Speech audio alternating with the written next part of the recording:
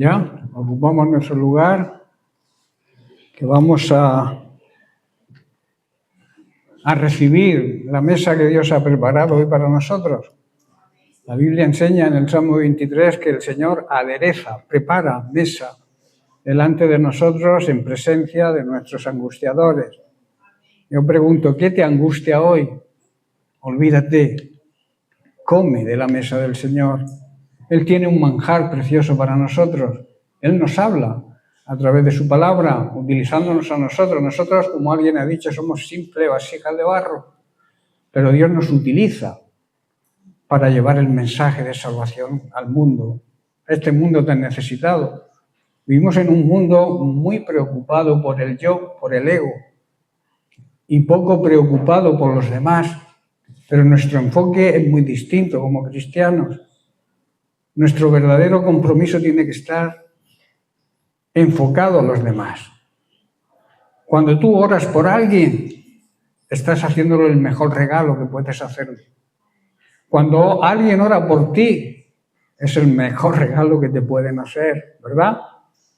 Es un privilegio ser hijos de Dios. Es un privilegio ser adoptados por nuestro Dios y Padre Celestial. Pero Dios necesita que nos comprometamos de verdad con Él. El tema que estamos tratando las últimas semanas precisamente habla de compromiso no a medias, compromiso hasta el final. Y decíamos que el compromiso no es algo que podemos tener como opción, sino es una necesidad, es una obligación. Compromiso verdadero exige ciertas renuncias. Tenemos que renunciar quizás a nuestro ego, a nuestro yo, a nuestra soberbia, a nuestro egoísmo. Poner a Cristo en el trono, destronarnos a nosotros, que a veces queremos ocupar el trono nosotros, pero el trono le pertenece al Rey. Nosotros somos hijos del Rey, pero el Rey es Él. Y quien tiene que estar en el trono es el Señor. Hablamos de que en Lucas capítulo 9, verso 62, Jesús nos dice: ninguno que poniendo su mano en el arado mira atrás. Poner la mano significa compromiso. Es apto, si mira atrás, no es apto, no es aprobado para el reino de Dios. Decíamos que existe un gran peligro en la vida cristiana, que es cuando nos comprometemos, pero por ciertas circunstancias o causas comenzamos a mirar atrás. Y precisamente estamos estudiando las distintas causas que nos hacen mirar atrás.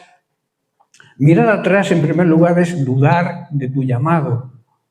Mirar atrás es volvernos al pasado. Es perder de vista el propósito que Dios tiene para nosotros. Por tanto, es una mirada incorrecta. Es ignorar también que Cristo es el principio y el fin. También es ignorar la motivación que llevó a Cristo a la cruz, que a veces no sabemos cuál fue su motivación, y su motivación fue el amor por ti y por mí. Esa era su motivación. Tratamos lo que significa perder para ganar. Jesús en Mateo capítulo 16, verso 25 dice: porque todo el que quiera salvar su propia vida, la perderá, la desperdiciará. Y todo el que pierda su vida, dedique su vida por causa de mí, la encontrará, la hallará. Y en Gálatas capítulo 6, verso 7, Pablo nos habla de la ley de la siembra, donde nos dice: todo lo que el hombre o el ser humano sembrare, eso también segará. Esto significa que lo que damos hoy es una siembra para el mañana. Lo que retengamos, lo perderemos seguro. La cosecha en la eternidad será una cosecha gloriosa. Hablábamos de lo que no podemos retener. Tú no puedes retener tu propia vida. Cuando te llegue tu hora, nada lo va a impedir. ¿Quién la puede retener? ¿Quién puede alargar un segundo más de su propia vida? Las riquezas también se esfuman, desaparecen. Hoy eres rico, viene una crisis, mañana a la pobreza. La fama, el aplauso de la gente desaparecen. Luego está lo que debemos darle a Dios. nuestra propia vida. Tenemos que entregar nuestra vida al servicio de Cristo, al avance de su reino. Debemos entregarle nuestro tiempo, nuestra fuerza y nuestra juventud. Ayer hablábamos en la reunión de los jóvenes precisamente de los jóvenes tienen que brillar, los jóvenes cristianos tienen que brillar en un mundo donde hay tanta oscuridad. La oscuridad simboliza la ignorancia de Dios y el pecado. Y los jóvenes los jóvenes cristianos tienen que reflejar la luz de Cristo, tienen que brillar como estrellas, dice el apóstol. También lo que ganamos y nunca perderemos, si entregamos nuestra vida de verdad a Cristo y nos comprometemos con su obra, ganamos la vida eterna. ¡Qué gran premio! ¿Verdad? La vida eterna. La eternidad que no tiene principio ni fin en la presencia de Dios. Ganamos también una comunión. Aquí ya empezamos a ganar una comunión de intimidad con Dios a través de la oración. Ganamos la corona incorruptible. Así lo afirma Pablo en su segunda carta a Timoteo, capítulo 4, verso 8, donde él afirma, me está guardada la corona de justicia. No me la guardará o me la dará. No, él asegura que él tenía una corona en el cielo para él, la corona de justicia. Y esto no habla de salvación, sino de recompensa a nuestra fidelidad hasta el final. Lo que se hace para Cristo, ni el tiempo, ni la muerte, ni el olvido lo pueden borrar. Dios lo guardará en el cielo y nos dará nuestra recompensa, cosa que no tendremos esa recompensa si nos presentamos al Señor con las manos vacías, porque no nos hayamos comprometido con Él y con su obra. La siguiente causa de mirar atrás. Mirar atrás es no aceptar el desprecio, la vergüenza o la afrenta pública por seguir a Cristo. Hay muchos que se avergüenzan del Evangelio, se ocultan. Yo los llamo cristianos camaleones o cristianos de la secreta, que nadie conoce, que son cristianos. Los vemos en la iglesia, pero en su barrio, en su portería, en su calle, en su edificio, nadie sabe que son cristianos. Les da vergüenza decir que son cristianos. Y Dios nos dice que si tú te avergüenzas de Él aquí en la tierra, Cristo se avergonzará de ti ante la presencia del Padre. El desprecio, la vergüenza y la afrenta pública es no demostrar nuestra fe. Es esconder nuestra fe por miedo a la vergüenza del rechazo. Cristo menospreció el oprobio y se sentó, la recompensa, se sentó a la diestra del Padre. La frase Cristo menospreció el oprobio proviene, como leímos la semana pasada, de Hebreos capítulo 12, verso 2, donde el propio Jesús nos dice, no el propio Jesús, el escritor de Hebreos nos dice que Jesús, por el gozo puesto delante de él, sufrió la cruz, y añade, menospreciando el oprobio, y se sentó a la diestra del trono de Dios. Menospreciar el oprobio no significa ignorarlo como si no existiera, no, sino considerarlo tan pequeño comparado con el propósito de Dios que no tiene poder para detener nuestro avance, aún en medio del sufrimiento. El oprobio, que significa la burla, la humillación, el desprecio, era parte del camino de la cruz. Jesús lo vivió, lo sintió, lo padeció, pero lo compara al lado del gozo eterno que vendría después. Y en esa comparación el oprobio queda reducido a nada. No le importó el oprobio a Jesús, porque al compararlo con verte a ti y a mí salvo soy, el oprobio no significaba nada para él. Por eso no podemos negar a Cristo. No podemos negar nuestra fe. No podemos escondernos por miedo a que nos rechacen. A Cristo lo rechazaron. A Cristo lo crucificaron en una cruz. El Señor no buscó ser popular, buscó obedecer siempre al Padre. El mundo le gritó: baja de la cruz si eres hijo de Dios. Pero Él permaneció allí. ¿Por qué? Por amor a nosotros. Cristo no bajó de la cruz por amor a ti, por amor a mí. Porque veía más allá del dolor y del sufrimiento que estaba padeciendo. No bajó de la cruz. Esa es la mirada de la fe. Valorar más la gloria futura que el desprecio, la burla y la humillación que podamos sufrir hoy por amor a Cristo.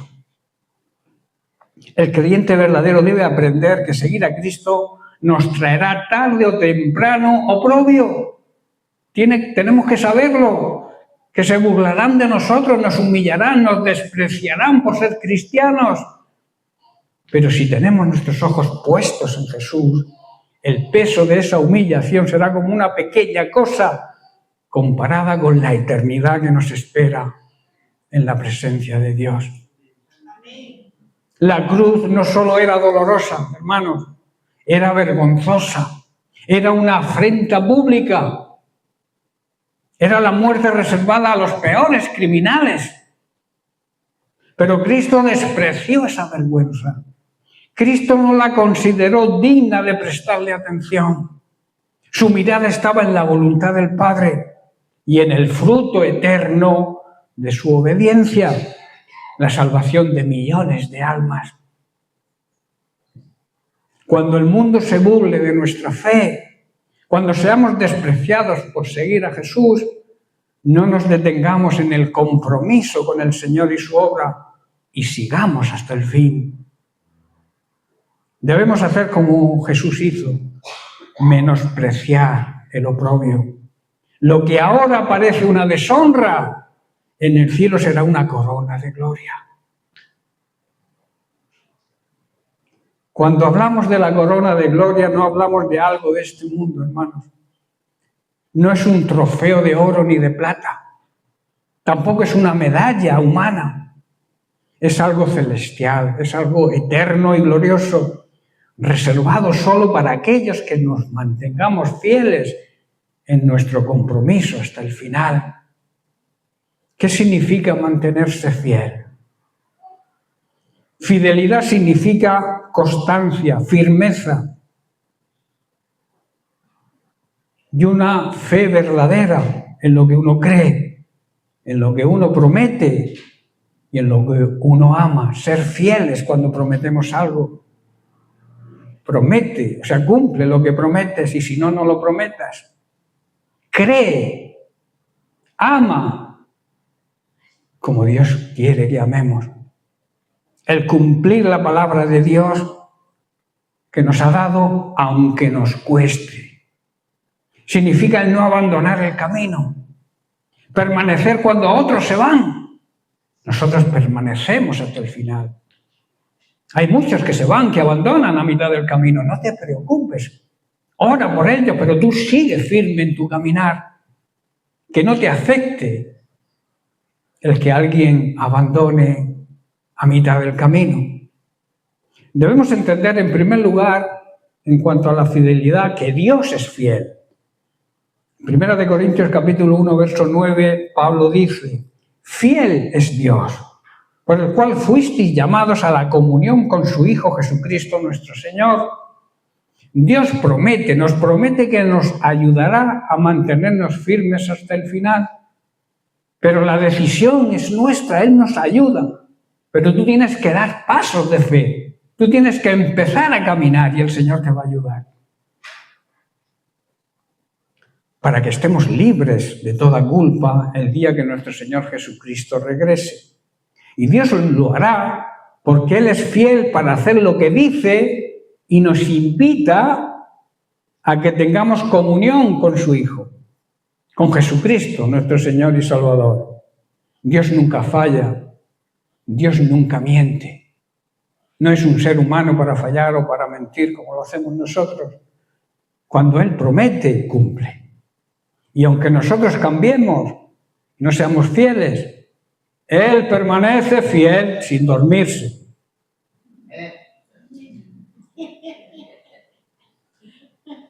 Que os veo.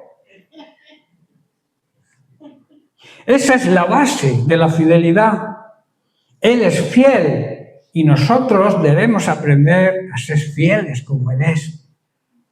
Un hijo siempre se parece al padre, ¿verdad? Tiene los genes del padre. Y si Dios es un Dios que es fiel, nosotros sus hijos tenemos que ser fieles.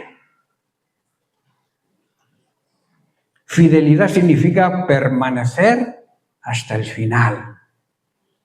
Apocalipsis capítulo 2, verso 10 dice: sé fiel hasta la muerte y yo te daré la corona de la vida.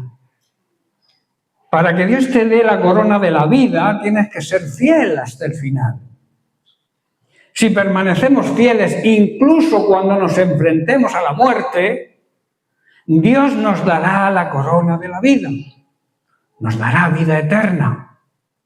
No se trata de empezar bien, se trata de permanecer firme hasta el final.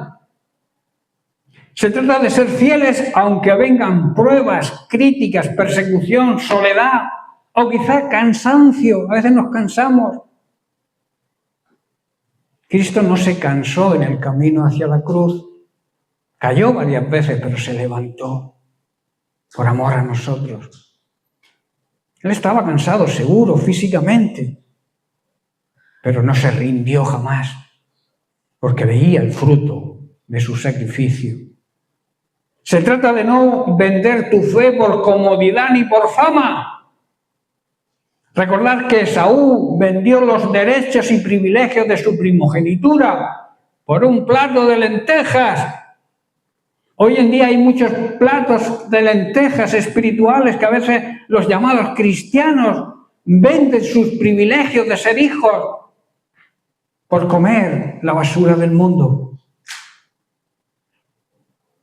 Fidelidad es compromiso con Dios. A veces confundimos el compromiso con la aportación. Hay diferencia entre el compromiso y aportación. Aportar es dar algo. Una aportación es contribuir con una parte, es dar algo de lo que tienes. Puede ser dinero, puede ser tiempo, puede ser una ayuda puntual. Pero escucha bien, la aportación no implica jamás compromiso. Uno puede aportar sin estar comprometido. Mucha gente aporta, colabora con la iglesia, pero no está entregada de verdad al Señor. Tiene prioridades por delante del Señor. Dan un poco, pero no dan su vida a Cristo, cuando Él la dio por nosotros. En Mateo capítulo 15, verso 8, Jesús nos dice: este pueblo de labios me honra. Con la boca muchas veces honramos a Dios, pero añade, su corazón está lejos de mí. Compromiso es darte a ti mismo. El compromiso va más allá que la aportación o la colaboración. Es decirle a Dios, aquí estoy. No solo lo que yo tengo, sino lo que yo soy está a tu disposición.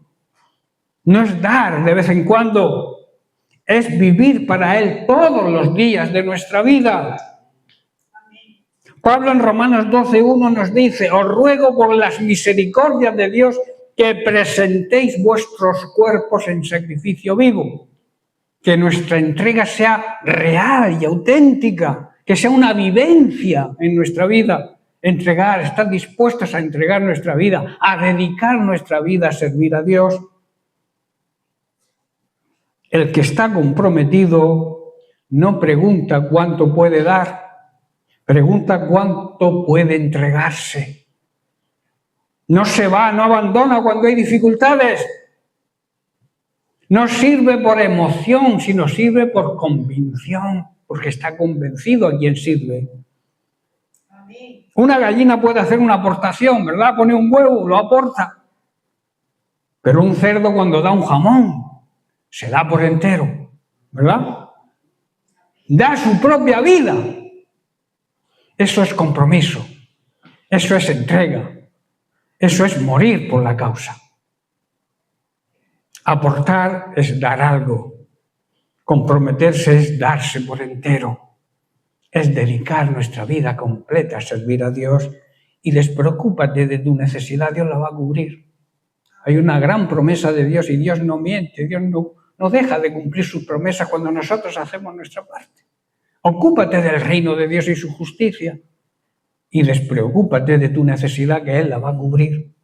A veces decimos, ¿por qué me falta? ¿Por qué no llego a final de mes? Pregúntate si estás comprometido o comprometida de verdad al Señor y ahí tendrás la respuesta seguro. Dios no busca colaboradores o aportadores temporales, busca discípulos entregados y fieles hasta el final.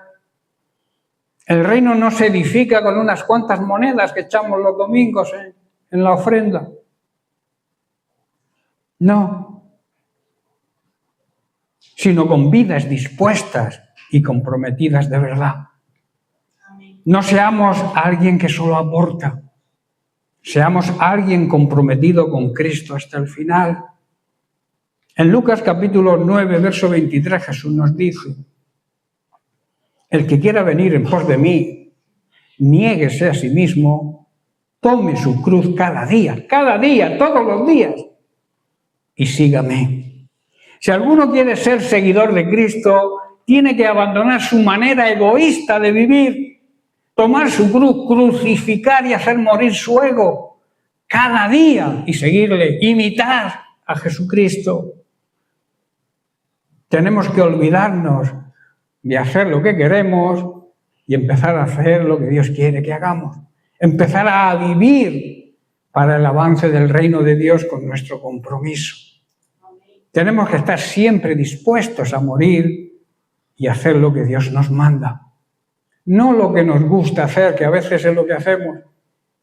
Estamos hartos de hacer lo que queremos y escasos de hacer lo que Dios quiere que hagamos. ¿Y qué ocurre con las personas fieles? Podréis preguntar alguno, ¿verdad? Dios ve la fidelidad.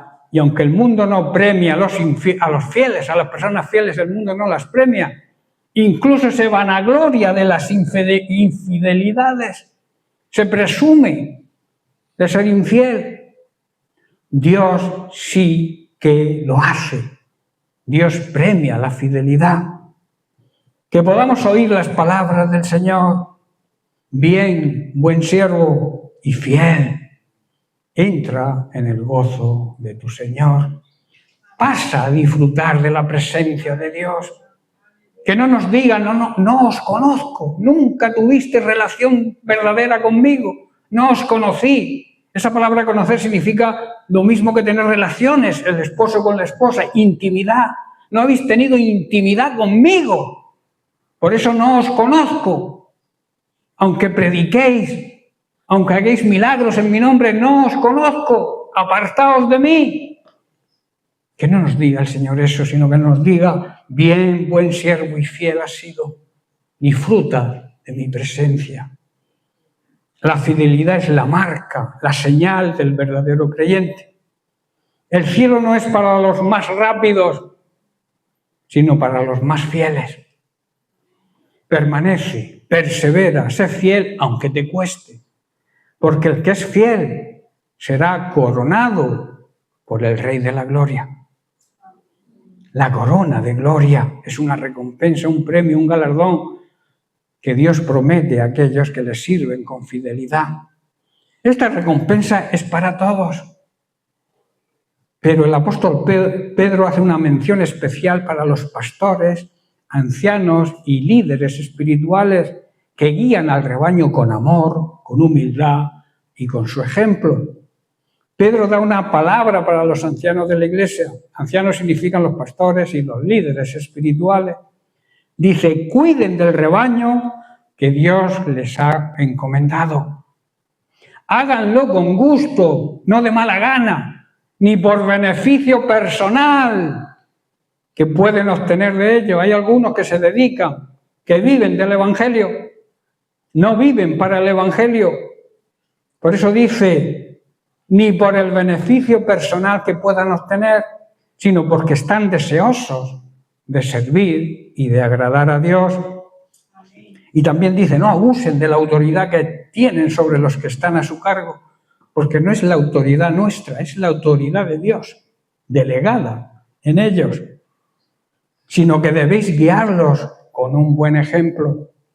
Pablo dijo, sed imitadores de mí, o sea, seguidme a mí. ¿Por qué dijo Pablo eso? Porque él seguía a Cristo. Nosotros tenemos que seguir a aquellos que siguen verdaderamente a Cristo. Tenemos que imitar su fe. Tenemos que seguir su ejemplo, siempre y cuando ellos sigan el ejemplo de Cristo. El versículo clave está en 1 de Pedro 5:4, donde el apóstol Pedro dice, y cuando aparezca el príncipe de los pastores, o sea, Jesucristo, vosotros recibiréis la corona incorruptible de gloria. Cuando venga, cuando regrese el gran pastor Jesucristo, recibiremos una corona de gloria y de honor eternos. Esto nos enseña tres cosas importantes. Primero, es una corona que no se marchita. Las coronas humanas se marchitan, las medallas se oxidan y todo se olvida, pero la recompensa de Dios, la corona de gloria, permanece para siempre. Esto es un gran motivo, hermanos, de gozo y de esperanza. La segunda enseñanza es para los que sirven con el corazón y lo hacen hasta el final. Decíamos, y estamos estudiando en la escuela bíblica, las obras muertas, que tenemos que arrepentirnos de las obras muertas. Las obras muertas es hacer las cosas por obligación, hacer rituales, tradiciones que van trasladándose de padres a hijos, pero que no salen del corazón. Entonces tenemos que arrepentirnos de esas obras muertas y servir al Señor de corazón y hacerlo hasta el final. Y entonces tendremos la corona de gloria. No se trata de títulos ni de reconocimiento humano, sino de una vida entregada al servicio de la obra de Cristo. Hacerlo con humildad y no por obligación, sino con gozo. En tercer lugar, es una recompensa dada por Cristo mismo. Pedro lo llama el príncipe de los pastores. No es dada por ningún hombre, ninguna persona, sino por nuestro Señor y Salvador, que vendrá en gloria y en majestad. Así que no te canses de servir. Aunque nadie te aplauda, aunque el camino sea duro, hay una corona de gloria esperándote. No busques recompensa aquí abajo. Busca la recompensa del cielo. Y cuando venga el Señor y le veamos cara a cara, todo habrá valido la pena. Amén. Sigamos con la siguiente causa de mirar atrás. Mirar atrás es ignorar la recompensa gloriosa y eterna que tendremos. Dice Hebreos 12, versículo 2, que estamos trabajando en él. Dice, y se sentó a la diestra del trono de Dios. Esta es la recompensa. Cristo no se quedó en la cruz. Cristo no sigue en la tumba. Él resucitó y fue exaltado. Su lugar ahora está a la diestra de Dios Padre, en majestad, en gloria, en autoridad. Y desde allí intercede por nosotros. Desde esa posición dirige nuestra vida y nos ayuda en nuestro compromiso hasta el final. Las Sagradas Escrituras nos dicen que Cristo se sentó a la diestra del trono de Dios. Esto no es un detalle sin importancia, sino una declaración gloriosa de quién es Cristo. Primero, sentarse significa que uno ha terminado la obra, ¿verdad? En el Antiguo Testamento dice que los sacerdotes nunca se sentaban en el tabernáculo porque su trabajo nunca acababa. Siempre tenían que estar haciendo sacrificios más sacrificios, más sangre, más ofrenda, no podían sentarse. No acababan jamás su obra. Pero Cristo, después de ofrecerse a sí mismo como sacrificio perfecto en la cruz, dijo, consumado es. En otras palabras, he terminado mi obra. Y por eso se sentó a la diestra del Padre. ¿Entendéis? Su obra de redención quedó completa. Nada más había que añadir. Y por eso, repito, se sentó. En segundo lugar, estar a la diestra de Dios significa honor, autoridad y poder. En los reinos antiguos, el lugar de la diestra era el lugar del príncipe que iba a heredar el trono y compartía el gobierno con el rey. Cristo, crucificado y glorificado, se sienta en ese lugar recibiendo todo el poder en el cielo y en la tierra. Tercero, esa posición significa también intercesión continua. En Hebreos capítulo 7, verso 25 dice que vive siempre para interceder por nosotros. Cristo, que murió por nosotros, hoy está sentado en el mayor lugar de honor y privilegio y de mayor autoridad y está presentando nuestra causa ante el Padre e intercediendo por nosotros. Ahora yo te pregunto, ¿qué acusación podrá condenarnos si nuestro abogado está al lado del juez supremo? Romanos capítulo 8, verso 23, Pablo dice, ¿quién acusará a los escogidos de Dios? Y luego añade, Dios es el que justifica. Este versículo nos trae consuelo, a mí me trae consuelo y paz. Pablo nos está recordando que si Dios mismo nos ha justificado, es decir, si Él ya nos ha declarado justos e inocentes por medio del reconocimiento y la fe en Cristo, nadie puede venir a señalarnos con el dedo. Ni el diablo, ni el mundo, ni nuestra propia conciencia tienen la última palabra. Dios ya ha dictado sentencia a nuestro favor. Y cuando Dios habla, todo el mundo calla. Amén. Esto no significa que no haya acusaciones, claro que las hay.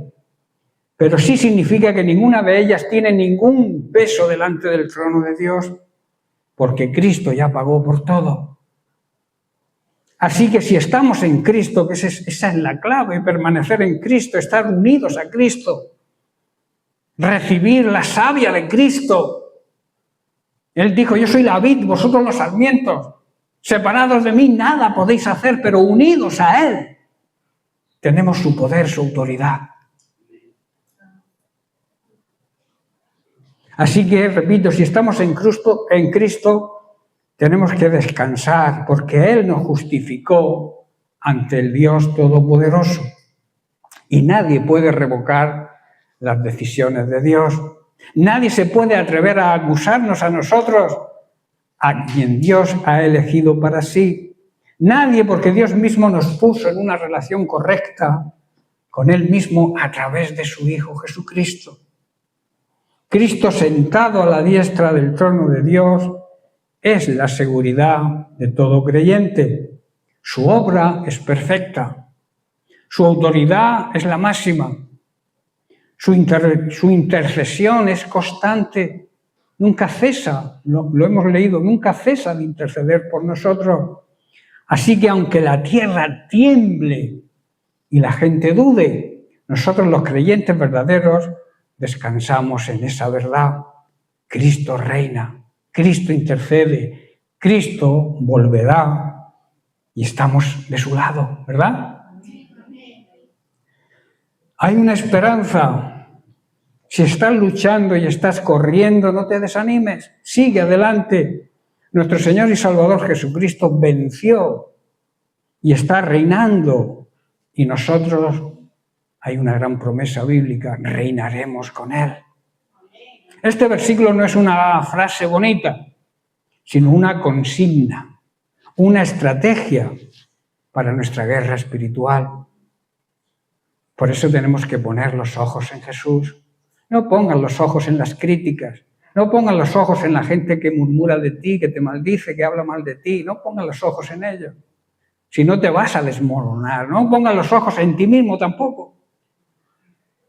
Pon los ojos en Cristo. Y hoy que estás aquí, ábrelos, por favor, no te duermas. Celia, despierta, tú que duermes, y te alumbrará Cristo. Eduardo.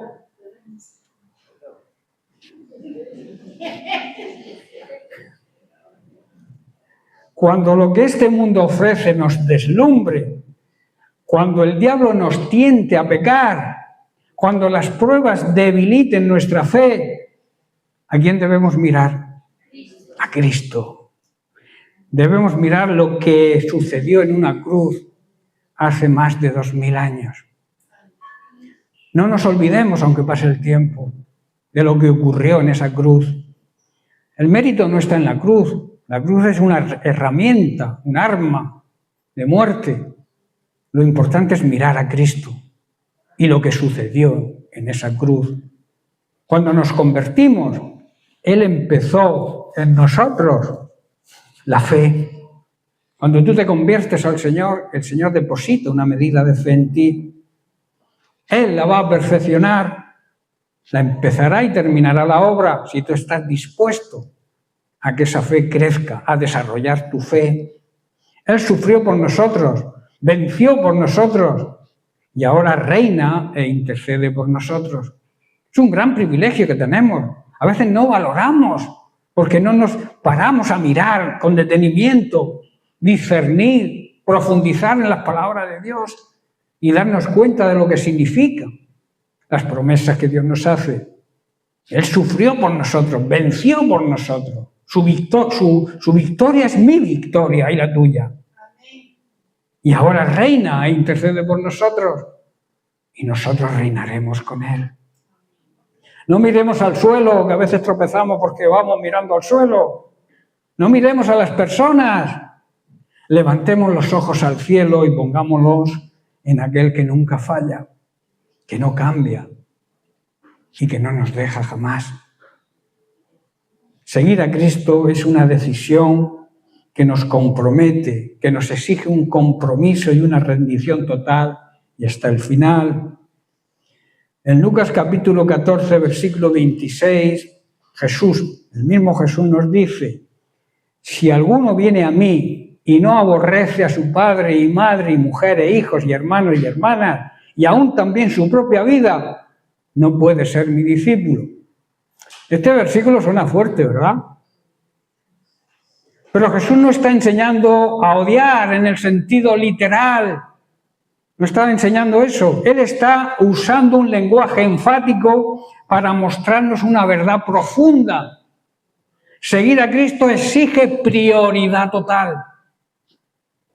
Estas palabras no significan que no debemos amar a nuestra familia, todo lo contrario, sino que nuestro amor por Cristo debe estar por encima de todo.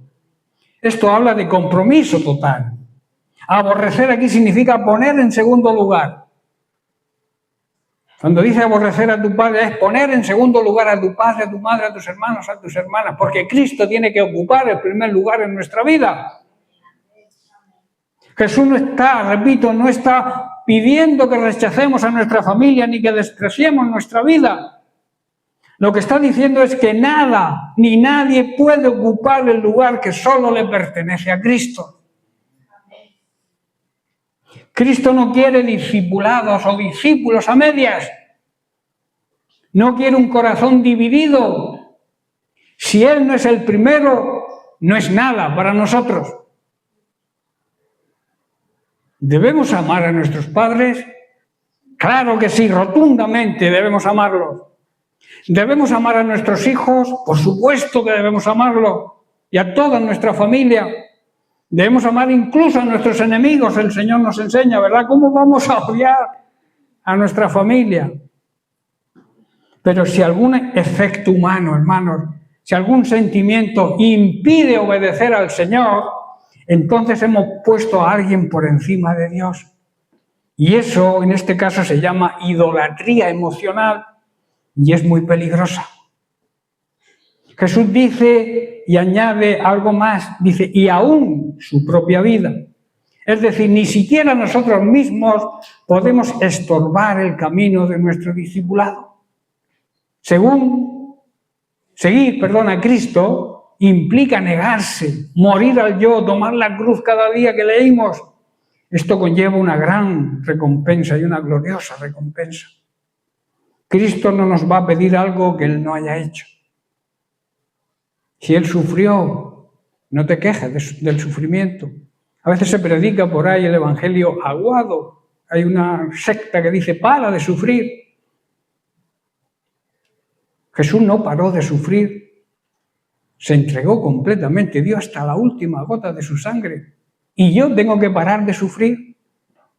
El sufrimiento, cuando aceptamos el sufrimiento, confiando en el Señor que nos va a ayudar en medio del sufrimiento, estamos demostrando que creemos en Cristo, que fue el campeón del sufrimiento, ¿verdad? Filipenses capítulo 2, versículos 5 y 8. Ya estoy terminando. Filipenses 2, capítulo 5, verso 8, Pablo nos dice, haya pues en vosotros este sentir que hubo también en Cristo Jesús. Pablo está diciendo que tenemos que imitar el sentimiento y el sentir de Cristo, el cual, siendo en forma de Dios, siendo Dios mismo, no estimó el ser igual a Dios como cosa que aferrarse, sino, dice el versículo 7, sino que se despojó a sí mismo. Él mismo se quitó el uniforme de Dios, ¿verdad? ¿Qué ocurre cuando un policía se quita el uniforme? Que pierde la autoridad, ¿verdad? Tú ves un uniforme con la porra y la pistola y te dice para y tú paras. Pero ves a esa misma persona sin su uniforme. Dice que pare y tú sigue, ¿verdad? Pues dice que Jesús, siendo Dios, se despojó de su divinidad, tomando forma de siervo, de sirviente, hecho semejante a nosotros, a los hombres. Y estando en esa condición, en la condición de hombre, dice que se humilló a sí mismo, haciéndose obediente hasta la muerte.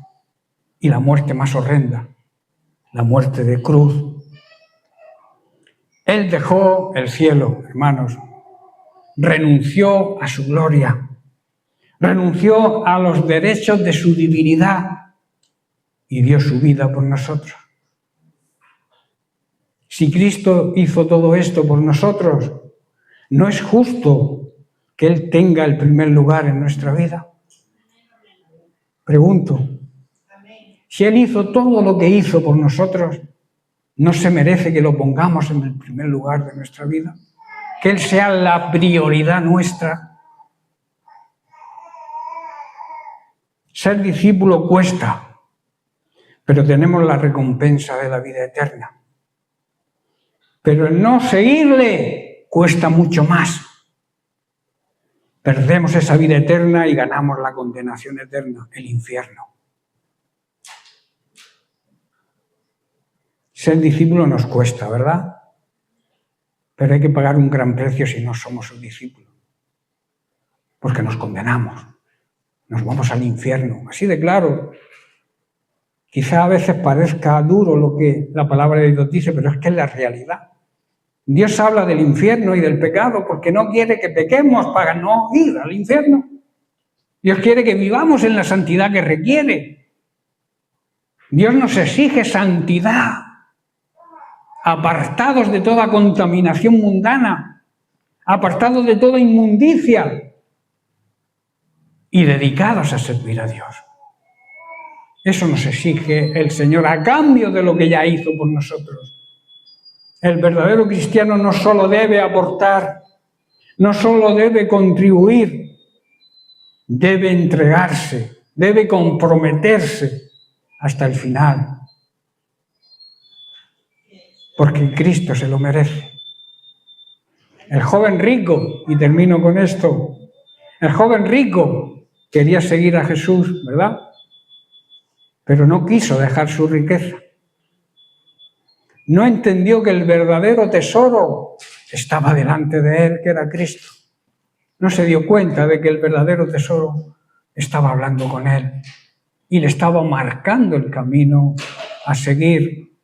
Literalmente le dijo: vende todo lo que tienes, dalo a los pobres y sígueme.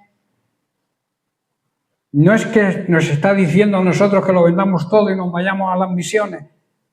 Está diciendo que Dios toca el problema de cada persona. Y el problema de este hombre, de este joven rico, era que amaba las riquezas. Y por eso le dijo: vende lo que tienes, que es lo que te estorba, y ven y sígueme. Pero dice que se fue triste. No se vuelve a hablar en la Biblia de este joven, ¿verdad?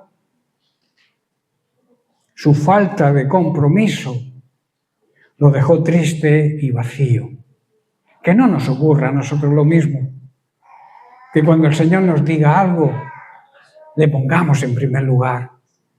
Que Él sea lo primero para nosotros. Y recuerda la promesa: cuando ponemos a Dios en primer lugar, despreocúpate de tu necesidad, sea la que sea. Dios la va a cubrir. Quizá no te dé caprichos que no necesitas o cosas que quizás te aparten de Él, pero te va a dar lo necesario. Y eso ya es importante, ¿verdad? En los tiempos en que vivimos. Bien, pues lo dejamos aquí y seguiremos la semana que viene. Que Dios les bendiga.